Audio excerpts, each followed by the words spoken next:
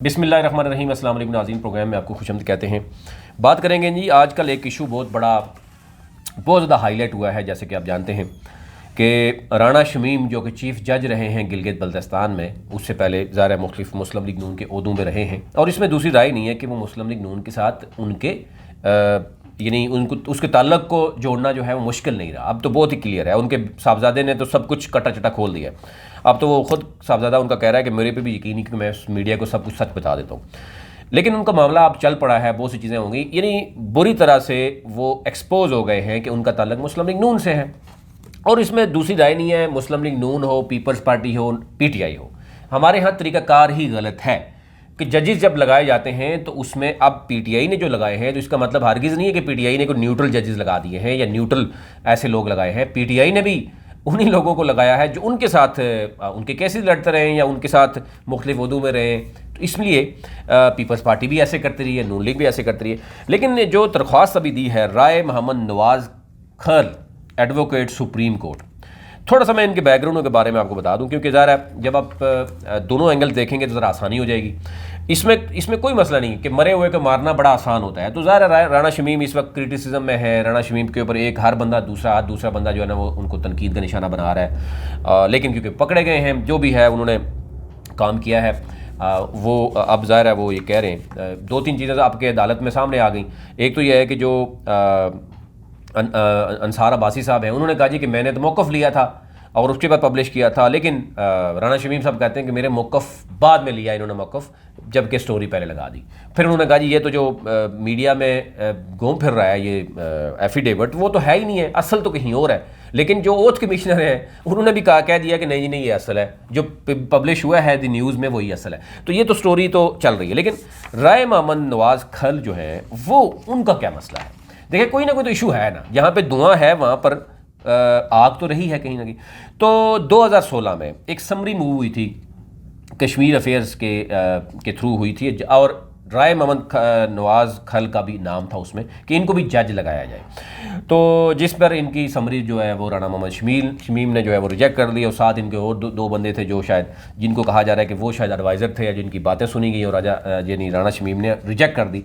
तो अब ये उन्होंने क्या किया, उन लोगों का भी नाम लिख दिया इस पटिशन में, और कहा गया कि ECL में डाला जाए राना शमीम में, ये किसी वक्त भी मुल्क से फ़रार हो सकता है। देखें, ये स्टेट का काम है, तो ज़ाहिर है वो उनका राइट है। लेकिन कहने का मतलब राय जो मोहम्मद नवाज़ खल हैं वो क्यों दे रहे हैं, उनकी बैकग्राउंड ये है। ये नहीं, ज़ाहिर है उनका कहीं ना कहीं ये ज़रूर उनको गुस्सा है कि जनाब उनकी समरी क्यों नहीं, वो भी यानी एक जज लगना चाह रहे थे। ये मुबैयन तौर पर उनके हवाले से मैंने कुछ चीज़ें तस्दीक की हैं।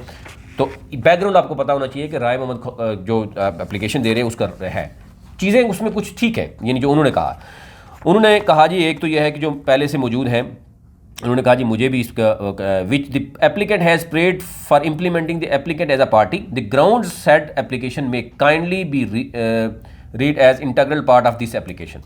उन्होंने कहा that the accused Rana Mohammad Shamiz was appointed chief judge of Gilgit Baltistan Supreme Appellate Court, which was established there under an SRO number, जो भी लिखा Gilgit Baltistan Empowerment and Self Governance Order 2009, which is an invalid law. पहली बात उन्होंने कहा जी कि 2009। अच्छा, राना शमीम राय खल साहब को भी बहुत बाद में होश आया। यानी हम जब ये बात करें कि सबको होश लेट आया, राना शमीम को भी होश लेट आया, तो इनको भी लेट आया। फिर तो पहले क्यों नहीं ये चीज़ें देखी गई?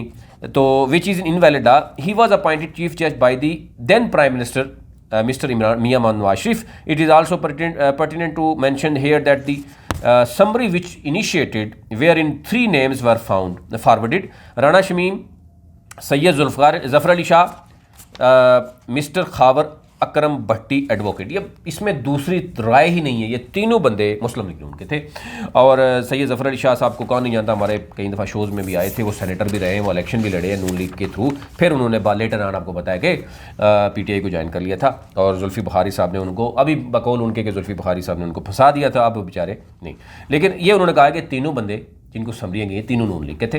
तो अब PTI के बहुत से हैं। इस तरह के मैं आपको सैकड़ों बता सकता हूँ कि समरी बनाई कैसे जाती है।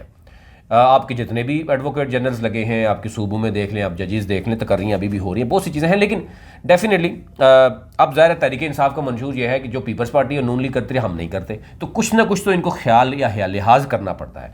लेकिन ये गलत है, मैं ये नहीं कह रहा कि नून लीग ठीक करती रही है, मतलब गलत करती रही है, लेकिन तरीकाकार ही आपका गलत है।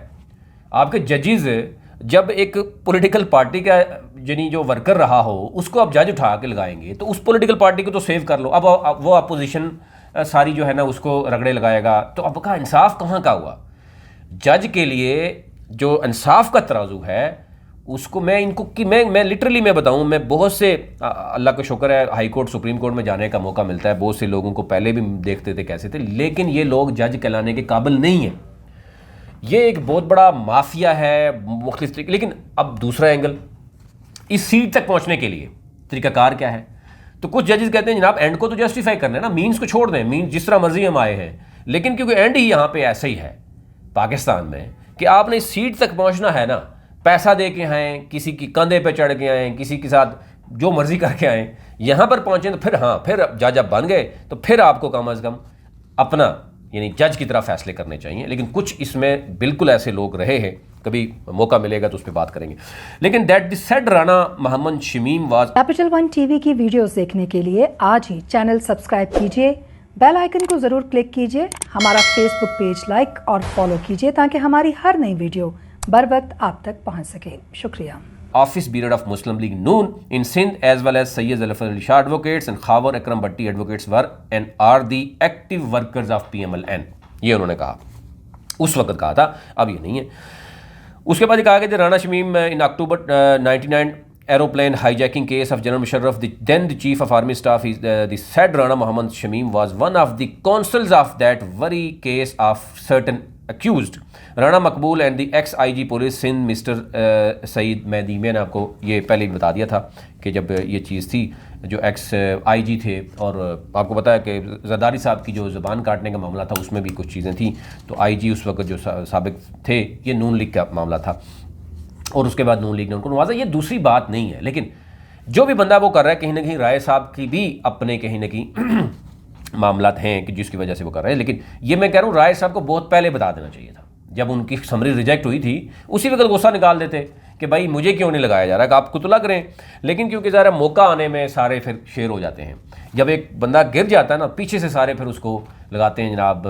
और जैसे कि आपने सियालकोट में देख लिया, अफसोस की बात है, ग्रज तो कुछ लोगों का था, जो मैनेजर बेचारा सियालकोट वाला अगर श्रीलंकन था वो उनसे काम लेता था, कुछ लोग तो डायरेक्टली उसके इफेक्टिव थे, यानी उनके साथ मसला था। लेकिन बाद में आने वाले तो देखा ही नहीं है, उन्होंने कहा जी ये तो बहुत नामूस रसालत का मामला है और यहाँ पर हम ये करेंगे वो करेंगे, और एंड आप रिजल्ट आप देख लें, पूरी दुनिया में जो है वो जगहसाई हुई है पाकिस्तान में। और वज़ीर आज़म ने कहा कि आज इस पूरी कौम में, अफसोस की कहता, मैं कौम नहीं कहता, मैं हजूम कहता हूँ, इस पूरी हजूम का जो है ना वो सर झुक गया। तो जब भी हजूम होती है तो उसका सर झुकना ही है। हजूम को पता ही नहीं होता हुआ क्या है, एक शख्स उसमें ऐसा है कि जो बचाता रहा है और उसको ये समझ आती रही है, आई है या नहीं आई, लेकिन उसको ये पता था हमारे यहाँ अदालतें भी हैं, कानून भी है, आप एक एप्लीकेशन दे देंगे जनाब इसने ये किया है। लेकिन यानी हो, मैं गलत उस पर चल जाऊँगा। That when the PMLN came into power it rewarded him due to his loyalty.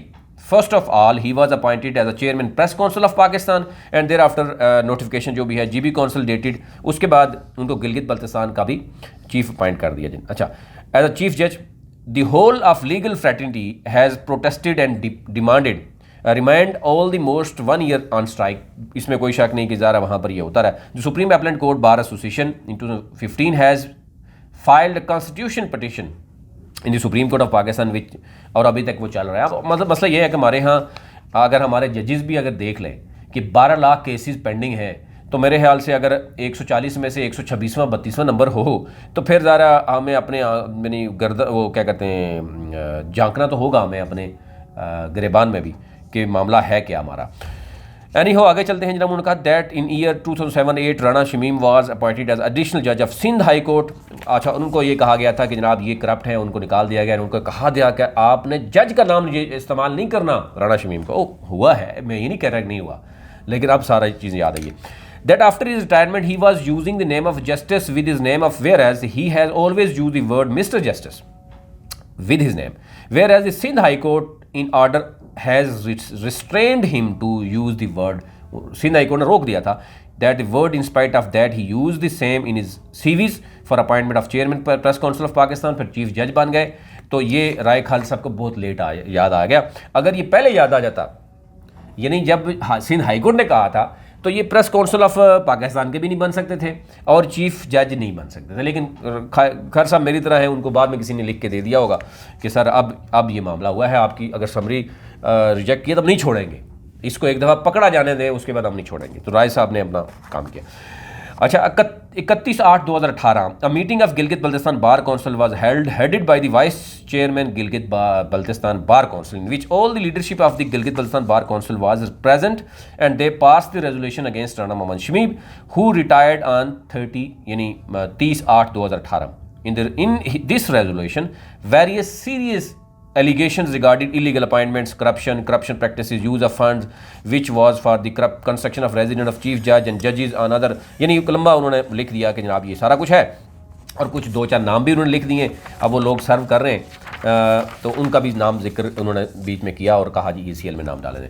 That the Gilgit Baltistan bar council sent the resolution complaints to all authorities, prime minister of Pakistan as well as NAB, लेकिन सारे इदारे जो है वो सोए हुए थे। The Rana Shamim has got released his pensionary benefits when he was not entitled at all under the empowerment order 2018।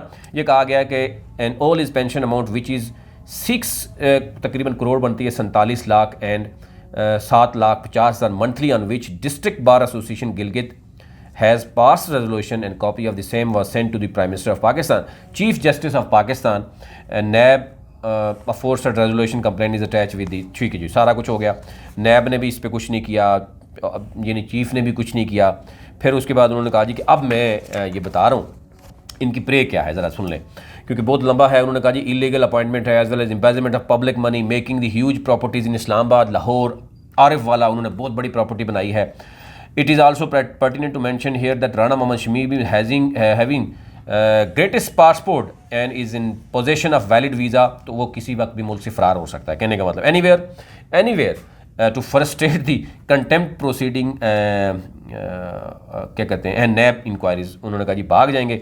और इट इज़ देयर फॉर उनकी प्रे क्या है, respectfully prayed that in the interest of justice the name of Rana Mohammad Shamim ex chief जज गिलगित बल्तिस्तान में kindly be ordered to ministry of interior government of Pakistan to placed his name in ECL। ठीक हो गया, ये इनकी है। लेकिन राणा शमीम साहब के बारे में थोड़ा सा मैंने आपको बता दिया। तो ये वो चीज़ें हैं जो बिल्कुल रियलिटी पे बेस हैं, क्योंकि ज़ाहिर है एंड में उन्होंने लिखा हुआ है verification verified on essay at Islamabad that the contents of the above captioned petition are true and correct to the best of my knowledge and belief। और अगर साथ ये भी लिख देते कि 2016 में मैंने भी अप्लाई किया था और मेरी फाइल रिजेक्ट हुई थी, मुझे गुस्सा था, मैंने गुस्सा निकालना था, तो फिर तो बहुत ही सच्ची हो जाती। लेकिन खैर साहब होता है हमारे यहाँ, जो बंदा एक दफ़ा वो यानी ताकतवर हो तो उसके ख़िलाफ़ नहीं आते, ठीक है, लेकिन जब वो गिर जाता तो फिर उसके पीछे सारे आ जाते हैं। तो राणा शमीम साहब ज़ाहिर आप फंस चुके हैं, उन्होंने जो भी अपना कैरियर था उसको दाव पे लगाया, उनके साहबजादे भी सच बोलना शुरू हो गए और अब वो बेचारे आपस में नाराज़ हो गए, लड़ रहे हैं। तो एनी हो, ये वो मामला था जो मैंने आपको आपके सामने रखना था। अपना अपने मुल्क का ख्याल रखिए। अल्लाह ने के बाद।